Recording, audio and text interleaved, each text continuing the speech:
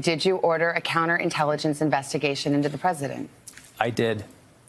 Is that tantamount to saying you felt there was reason to suspect that he was a national security threat? Is that what that means? It is saying that we had information that led us to believe that there might be a threat to national security. In this case, that the president himself might, in fact, be a threat to the United States national security.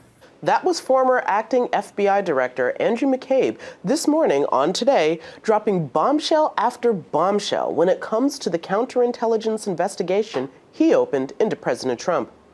Good evening and welcome to Metro Focus. I'm Jenna Flanagan.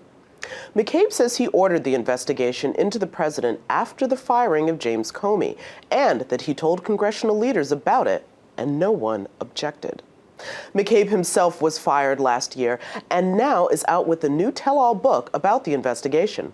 President Trump has been lashing out on Twitter, calling the accusations of McCabe and other officials, quote, illegal and treasonous.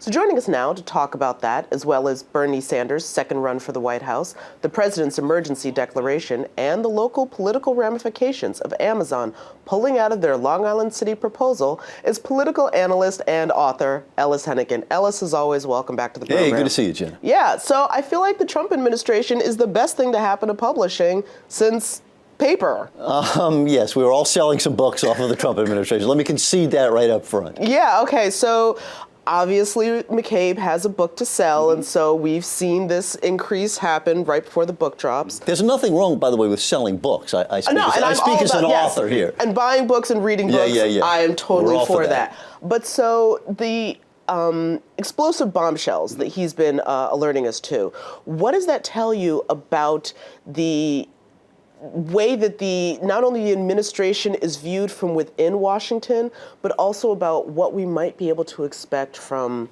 the Mueller investigation? Well, let's just say it's shocking, right, that at the highest levels of the FBI, a counterintelligence investigation was done into the sitting president of the United States, investigating the question of whether he was somehow or another in league with our primary enemy, the Russians. That's an extraordinary fact that has never happened before in American history, and it's startling. It's truly startling. Well, what about the fact that when he brought this up to the Gang of Eight, as he put it, that no one objected, that everyone seemed to be, yeah, that makes sense, that's fine? Well, he lays out a case, not a case of proof, but a case that says, hey, this is something we should be looking into, that involved the firing of Director Comey at the FBI, the urging that the FBI go easy on Michael Flynn, his new national security advisor, who did seem to be awfully cozy to the Russians, and several other facts that says, listen, we're not saying there is proof of this, but there is enough. There are actual articulable facts here that make us think this is something we should look into seriously. And you're right, all 8 members, the Republicans and Democrats, the leadership of the Congress and the Senate, both, according to McCabe, raised not a single objection to that investigation. Well, we're going to put a pin in it there because, of course, we still have so much more to unfold with the Mueller investigation and, of course, the rest of McCabe's book. And turn to the people who want to be president. Now, today we just found out that Senator Bernie Sanders is joining the race again. Good news for the Bernie bros, you're right. Listen, he ran an extraordinary campaign last time. Hillary Clinton had every imaginable advantage. And he didn't win, he didn't get the nomination, but he ran a campaign that far surpassed anybody's expectations. Now, can he do it again? There are 417 Democrats either in the race or thinking about getting in the race. One for every congressional district in the country. Pretty much you and I are not running, but a whole lot of other people are. Yeah. Whether the Sanders message will be as effective this time. Politics often teaches that, you have your moments and sometimes it's hard to repeat them 4 years later. And that seems to be the question because it seems as if one of the things that he was successful at was moving the conversation within the party a little bit more to the left. And then, of course, after the midterms, we've seen some of the freshman Democrats, AOC from Queens, push it even further to the left. So does his platform ring as revolutionary as it would have against Hillary when you have other people saying, I stand for Medicare for all, I think that we should also take a second look at ICE, and et cetera? It's clearly not as unique a message as it was 4 years ago. And the competitive landscape is so different with all of those candidates. But don't forget, and it applies to all the people running. In order to stand out in such a large field, you don't need that many votes if it's being divided up into so many little slices. He's got huge name recognition. He has an experience on the campaign trail. We don't know yet whether it's going to fly, but it certainly is something to keep an eye on in the race. All right, I would love to keep talking about relitigating 2016 because We will. Don't worry. We'll keep talking about that. I'm sure for a you'll be good back to while. talk Yeah. about that. But let's turn now to the sitting commander-in-chief and his declaration of emergency for the southern border to build the wall. Well, it's going to the courts. I mean, lawsuits, more than a dozen states are already signing up for one of the legal attacks on it. There'll be, believe me, many, many others. I think you got to separate it into two. Is it a politically effective move to cement support from the Trump base? And I think it probably is. Is it going to fly legally? I think we just don't know. There are a lot of reasons to doubt it.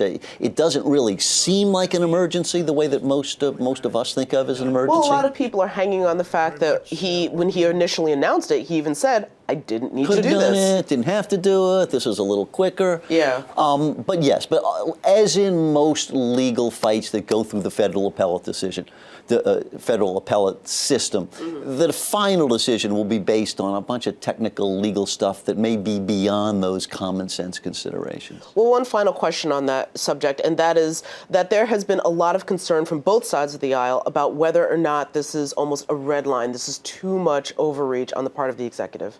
You know, it's like so much with Trump, it depends on where you start out. The supporters are likely to stick with him. The opponents are going to just find another reason to oppose him.